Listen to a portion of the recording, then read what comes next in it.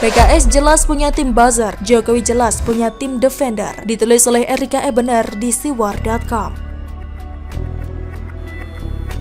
Sebelum kita lanjut, jangan lupa subscribe dan nyalakan loncengnya agar Anda menjadi yang pertama mendapatkan informasi dari jurnal terupdate.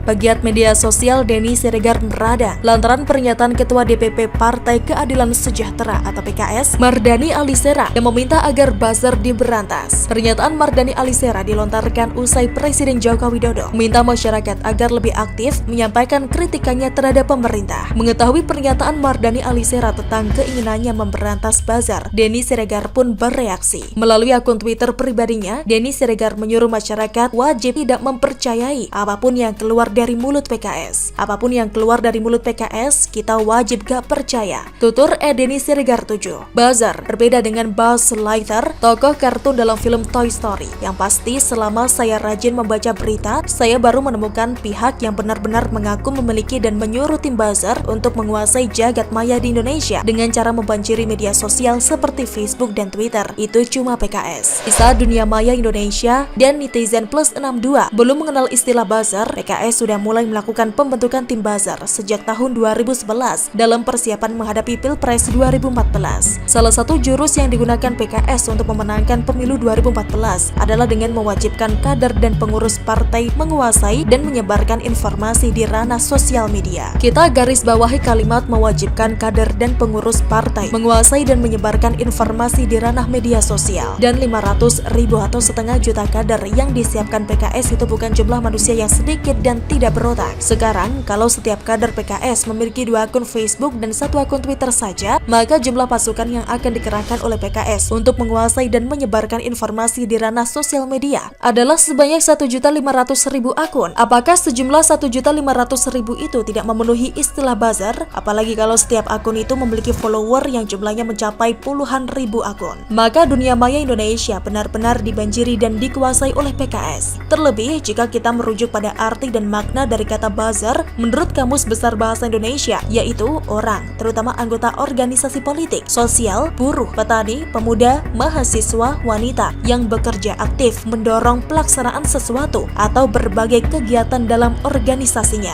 Dan PKS sebagai peserta pemilu 2014 jelas memiliki landasan dan alasan yang sangat kuat untuk memenangkan suara rakyat. Ini adalah bukti bahwa PKS lah yang punya tim buzzer. Dampak dari ide PKS membentuk tim buzzer ini melahirkan pihak-pihak yang tidak bertanggung jawab yang melihat celah bisnis di tengah-tengah momentum yang PKS ciptakan. Pihak-pihak ini adalah mereka yang menyediakan jasa buzzer. Apalagi kemudian jasa buzzer ini menggunakan nama yang berbau-bau agama Islam seperti Muslim Cyber Army setelah kejayaan Sarasen mati karena ditangkap oleh polisi. Apakah kemudian PKS memanfaatkan jasa penjual buzzer dan isu-isu hoax ini? Rakyat Indonesia dan netizen plus 62 tidak bisa menjawabnya. Terlebih PKS sendiri menyangkal adanya keterkaitan antara dirinya dengan penjual jasa buzzer itu. Yang pasti dunia maya Indonesia mulai merasa panas karena tiba-tiba perilaku pengguna media sosial berubah jadi beringas, brutal, tidak berakhlak, bebas kebablasan untuk menghina, menghujat, bahkan memfitnah dan membuat berita hoax. Lalu muncul istilah kecebong, kampret,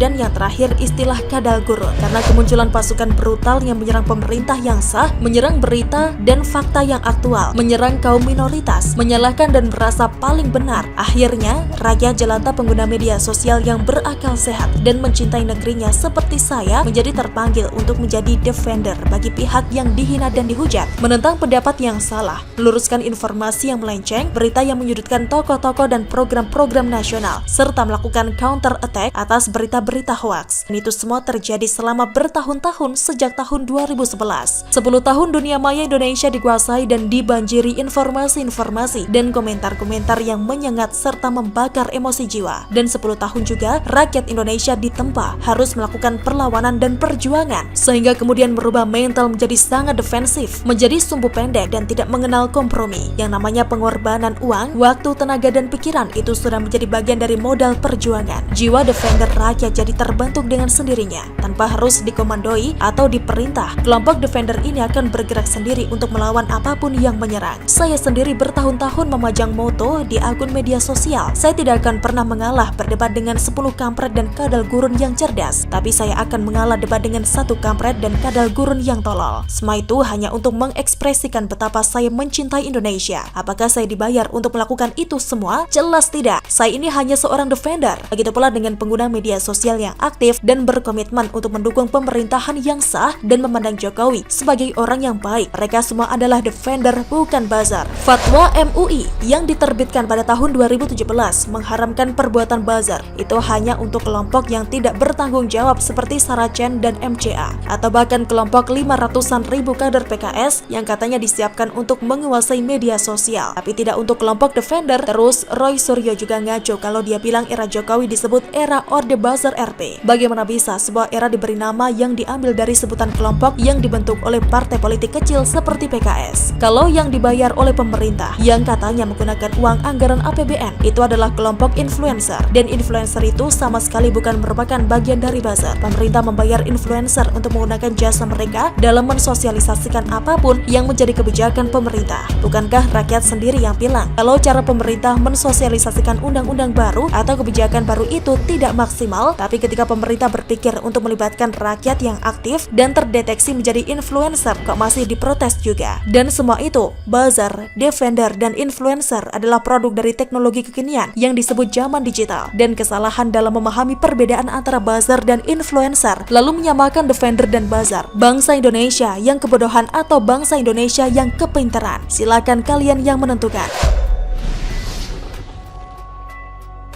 Beredar seruan aksi demo turunkan Presiden 12 Februari, iseng atau test the water, ditulis oleh Syardi di suwar.com.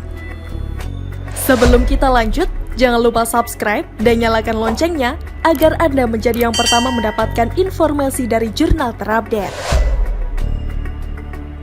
Kemarin lusa, saya lupa kapan, saya melihat screenshot broadcast pesan berantai yang isinya akan ada rencana aksi demo dengan agenda menuntut pemakzulan Presiden Jokowi dan Wakil Presiden Ma'ruf Amin. Informasi rencana aksi ini beredar melalui WhatsApp dengan mengatasnamakan BEM Indonesia. Menurut informasi yang beredar di WA, aksi itu digelar pada Jumat mendatang 12 Februari 2021 atau bertepatan dengan Hari Raya Imlek. Aksi tersebut akan dimulai pada pukul 13 waktu Indonesia Barat dengan titik kumpul Tugu Proklamasi, Menteng, kemudian menuju kantor Kementerian Koordinator Bidang Politik, Hukum, dan Keamanan, dan terakhir di Taman Pandang Monumen Nasional. Dalam pesan tersebut tertulis bahwa rezim Jokowi sangat jauh dari harapan rakyat, tidak amanah, menyalahgunakan jabatan, dan tidak berkeadilan hukum dalam banyak kasus. Tertulis ajakan untuk mengawal demokrasi yang berkeadilan, konstitusi, dan Pancasila. Kebalikan dua fungsi ABRI sebagai alat pertahanan keamanan negara serta berpolitik. Bubarkan kabinet dan parlemen, bentuk DPR MPRS, rakyat bersatu. Mari kita semua bersatu menyuarakan hak-hak rakyat dan turunkan Presiden Jokowi dari kursi istana. Demikian bunyi pesan teks tersebut. Para peserta aksi diminta mengenakan baju berwarna putih dan bawahan berwarna hitam. Tidak ada informasi yang bisa dihubungi dalam pesan berantai tersebut, hanya tertulis BEM Indonesia sebagai PIJ. Saya berpikir ini cuma hoax atau tindakan iseng karena BEM Indonesia bukan BEM SI seperti yang sudah-sudah. Kedua, agak aneh kalau aksi demo dilakukan pas di hari libur. Apa yang mau didemo? Pernahkah pembaca dengar ada orang demo di tanggal merah? Seharusnya dengan logika kebanyakan pendemo, ikut demo biar bisa bolos kerja atau kuliah. Seharusnya sangat tidak menguntungkan demo di hari libur. Toh bisa santai di rumah, biasanya demo di hari kerja biar bolos. Kedua, malah lucu demo di hari Imlek. Ini mau cari nasi bungkus atau nyari angpau? Tapi memang sepertinya info tidak valid karena Koordinator Media Badan Eksekutif Mahasiswa Seluruh Indonesia atau BEM SI, Andi Hiyarullah, mengatakan informasi rencana aksi pemakzulan ini bukan dari BEM SI. Dia mengaku tidak tahu adanya perkumpulan bernama BEM Indonesia. Bukan dari kami. Ini tidak benar, kata Andi. Semoga saja ini hanyalah pesan iseng atau test the water dari orang-orang yang tidak waras. Tapi kalau ini benar terjadi, saya harus katakan, ini benar-benar sudah sangat keterlaluan. Ini masa pandemi, makin banyak yang positif COVID-19.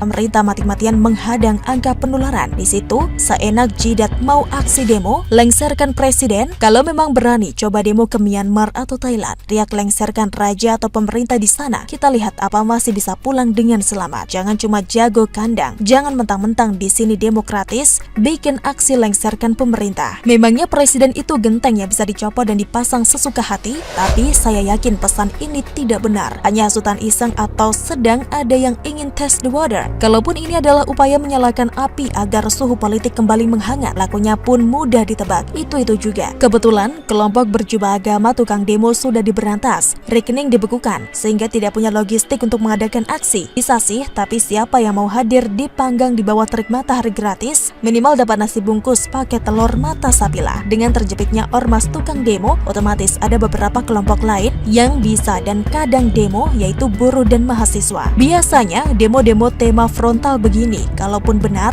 yang berada di belakang layarnya tetaplah mereka-mereka juga. Belum diberantas seluruhnya, hanya menduga dan sudah tahu siapa pelakunya, tapi tidak bisa diekspos dan tertangkap. Mereka yang selama ini selalu berusaha tapi gagal terus, bahkan pion mereka sudah ditangkap dan jadi pesakitan di balik sel penjara. Mereka pasti makin tidak senang. Di sisi lain, kepentingan mereka terus terusik. Harus cari jalan lain kan? Kita tunggu saja apa langkah mereka selanjutnya. Tapi apapun itu, semoga isi pesan di atas beneran bohong. Jijik demo-demo tak jelas terus-terusan. Lebih jijiknya lagi, ada yang terciduk dan ketahuan dibayar. Bagaimana menurut Anda? Silahkan tulis komen Anda di kolom komentar. Jangan lupa untuk like, subscribe, dan share. Arkana pamit, sampai jumpa.